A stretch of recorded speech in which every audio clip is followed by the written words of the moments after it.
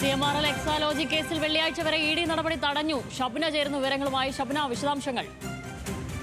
ജാമിനി, വെള്ളിയാഴ്ച ഈ കേസുമായി ബന്ധപ്പെട്ട വിധി പറയും എന്ന് കോടതി വ്യക്തമാക്കിയിട്ടുണ്ട്. അതുവരെ മറ്റ് നടപടികളിലേക്ക് പോകരുത് എന്ന് ഇഡിക്ക് കോടതി നിർദ്ദേശം നൽകിയിരിക്കുന്നു.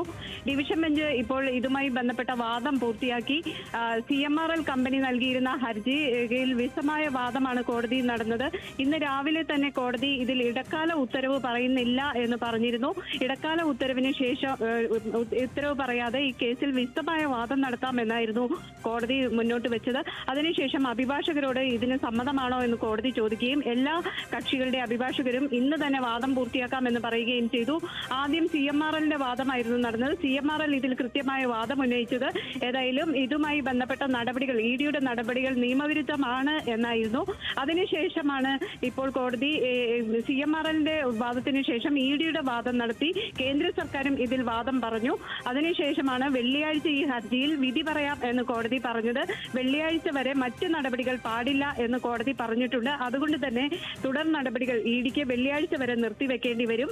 അതിനുശേഷമായിരിക്കും വിധി, കോടതിയുടെ വിധി വന്നതിന് ശേഷമായിരിക്കും ഇതിൽ തുടർ നടപടികൾ നടത്താമോ എന്ന കാര്യത്തിൽ വ്യക്തത വരിക. അതായത് ഷബ്ന, മറ്റ് പ്രശ്നങ്ങളില്ല. ഇതിൽ പൂർണ്ണമായുള്ള വാദം കേട്ടിട്ട് കോടതിക്ക് തീരുമാനമെടുക്കാൻ വെള്ളിയാഴ്ച വരെ സമയം വേണം. വെള്ളിയാഴ്ചയാണ് വിധി വരുന്നത്. അതുകൊണ്ട് ആ കാലയളവിൽ മാത്രം ഇഡി താത്കാലികമായി നടപടികൾ നിർത്തിവെക്കുക, അത്രയല്ലേ ഉള്ളൂ? അത് തന്നെയാണ്.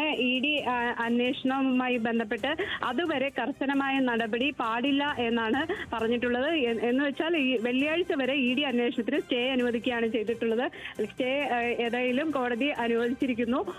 വെള്ളിയാഴ്ച വരെ ഇനി CMRLനെതിരെ ഏതെങ്കിലും തരത്തിലുള്ള തുടർ നടപടികളോ അല്ലെങ്കിൽ റെയ്ഡോ അടക്കമുള്ള മറ്റു കാര്യങ്ങളൊന്നും തന്നെ പാടില്ല. ഇനി ഹൈക്കോടതി ഡിവിഷൻ ബെഞ്ചിന്റെ വിധി വന്നതിന് ശേഷം ഹൈക്കോടതി ഡിവിഷൻ ബെഞ്ച് ഏത് തരത്തിലാണ് വിധി പറയുന്നത് എന്നതിന്റെ അടിസ്ഥാനത്തിലായിരിക്കും ഇഡിക്ക് തുടർ നടപടികളുമായി മുന്നോട്ട് പോകാൻ സാധിക്കുക. ഏതായാലും നമുക്കറിയാം, രാവിലെ തന്നെ ഈ വാർത്ത വന്നിരുന്നു.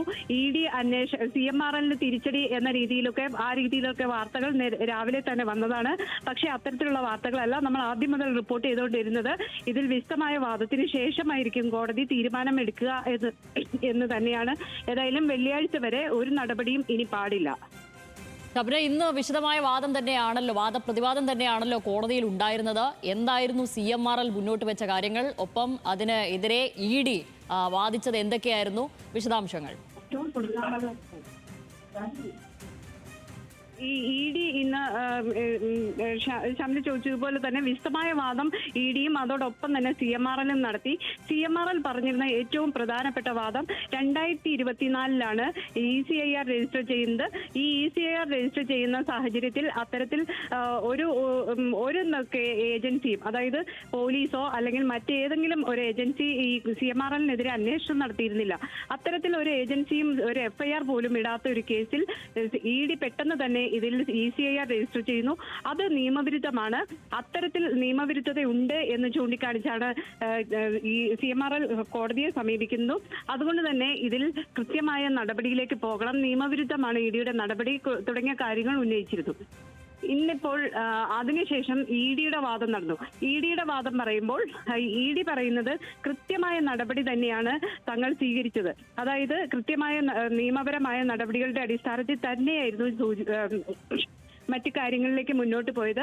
കൂടാതെ ഇഡി പറഞ്ഞൊരു കാര്യം, എക്സാലോജിക് കമ്പനിക്ക് IT സേവനത്തിന് വേണ്ടി പണം നൽകി എന്നതാണ് CMRL പറയുന്നത്. എന്നാൽ ഈ IT കമ്പനിക്ക് വേണ്ടി IT സേവനത്തിന് പണം നൽകി എന്ന് പറയുമ്പോൾ അത്തരത്തിൽ യാതൊരു സേവനവും നൽകിയിട്ടില്ല. അത്തരം ഒരു സേവനവും നൽകാത്ത സാഹചര്യത്തിൽ എന്തിനാണ് ഈ പണം നൽകിയത് എന്നതാണ് ഇഡിയുടെ വാദം. ആ പണം നൽകിയത് സംബന്ധിച്ച് കള്ളപ്പണമാണോ എന്ന രീതിയിലുള്ള അന്വേഷണമാണ് ഇഡി നടത്തുന്നത്. അതിന് കൃത്യമായ തെളിവ് ഇഡിയുടെ പക്കലുണ്ട് എന്ന് ഇഡിയുടെ അഭിഭാഷകൻ പറയുന്നു. അത്തരം വാദമായിരുന്നു നടന്നത്. അതിനുശേഷമാണ് ഇന്നിപ്പോൾ കോടതി വിധി പറയാനായി മാറ്റിയത്. CMRL ഇതിൽ ആവശ്യപ്പെട്ടത് ഈ വിധി വരുന്നത് വരെ മറ്റ് നടപടികൾ ഇഡി സ്വീകരിക്കരുത് എന്ന് പറയുകയും ആ രീതിയിൽ ആവശ്യപ്പെടുകയും ചെയ്തു. ഷബ്ന, ഈ വാദം നടക്കുമ്പോൾ കോടതി ഏതെങ്കിലും തരത്തിലുള്ള പരാമർശം നടത്താൻ മുതിർന്നിരുന്നുവോ? അങ്ങനെ എന്തെങ്കിലും ഉണ്ടായിട്ടുണ്ടോ ഇന്ന്?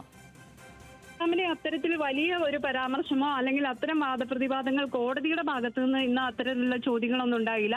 ആദ്യഘട്ടത്തിൽ ഒരു ഘട്ടത്തിൽ കോടതി CMRL-നോട് ഇതിൽ അന്വേഷണം നടന്നാൽ എന്താണ് പ്രശ്നം, അത്തരത്തിലൊരു ക്ലീൻ ചീറ്റ് നിങ്ങൾക്ക് ലഭിക്കുമല്ലോ എന്ന രീതിയിലുള്ള ഒരു പരാമർശം ഇടയ്ക്ക് വാദത്തിനിടെ നടത്തിയിരുന്നു.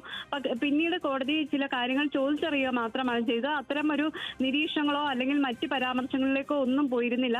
ജസ്റ്റിസ് രാഘവൻ അധ്യക്ഷനായ ബെഞ്ചാണ് ഈ കേസിൽ വാദം കേട്ടുകൊണ്ടിരുന്നത്. ഇതിനിടെ അത്തരം വാദങ്ങളിലേക്ക് പോകാതെ തന്നെ കോടതി ഈ കക്ഷികൾക്ക് പറയാനുള്ള, അതായത് CMRL ആദ്യം വാദം ഉന്നയിക്കുന്നു.